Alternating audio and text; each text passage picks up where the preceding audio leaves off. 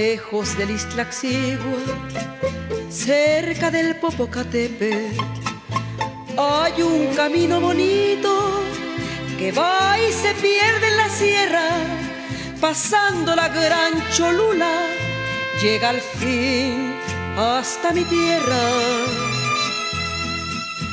Permíteme que te cante, noble ciudad provinciana, déjame que yo te entregue en esta tonada mi alma, permíteme ser tu charro y tú mi china poblana.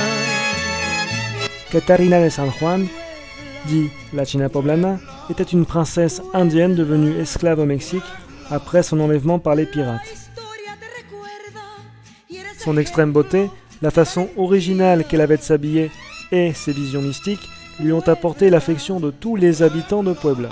Puebla, Puebla, Puebla de mis amores, pedazo heroico de patria mía. Alors tout ça, c'est du mollet. Pour le faire, on utilise beaucoup d'ingrédients, du pain, des graines de sésame, du chocolat, des tortillas grillées et plusieurs espèces de piments.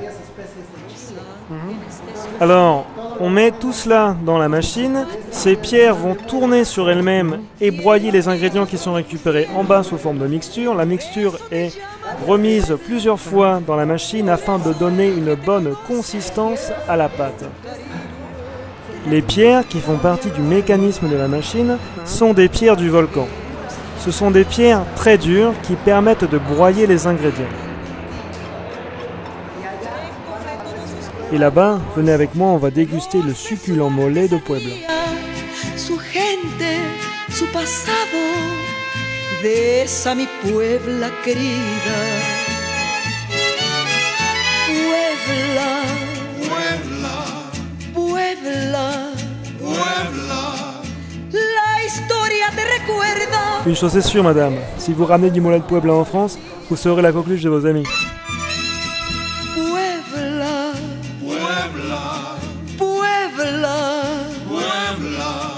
Puebla de mis amores, pedazo heroico de patria mía. Puebla, Puebla, Puebla querida. Ce musée d'art contemporain est un ancien couvent franciscain. À l'image, l'on peut apprécier un four qui servait à la fabrication de la faïence de Puebla, la talavera.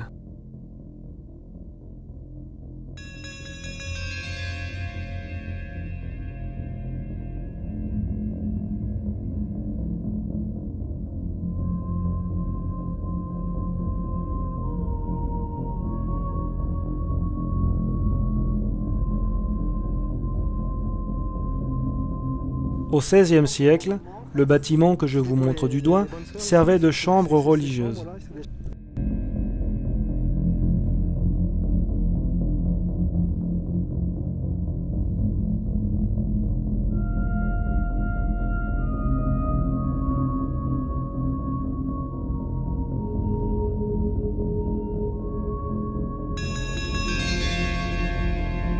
Toujours au XVIe siècle, la pièce dans laquelle on se trouve actuellement servait de silo à grains, c'est-à-dire qu'on conservait ici le grain avant de le vendre dans la ville.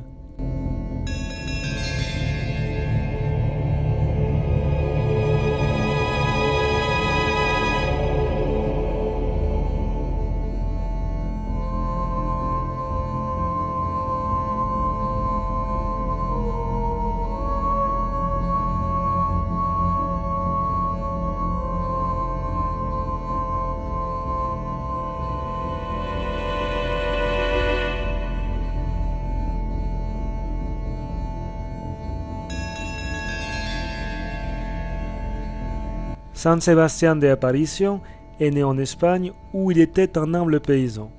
Puis il s'embarque pour le Nouveau Monde et le Mexique où il devient un grand créateur, créateur de routes d'une part et de moyens de transport d'autre part.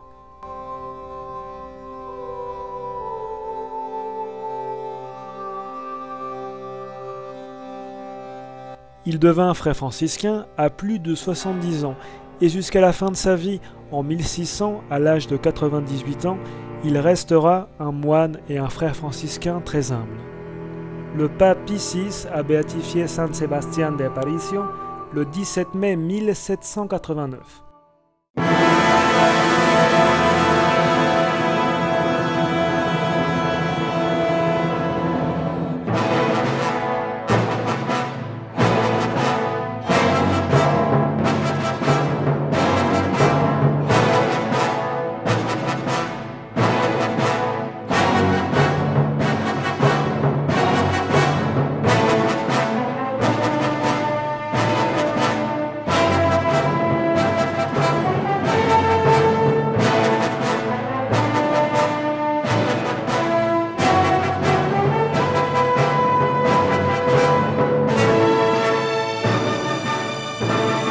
Le fort de Loreto a vu se jouer la bataille de Puebla le 5 mai 1862 entre les Mexicains et les Français.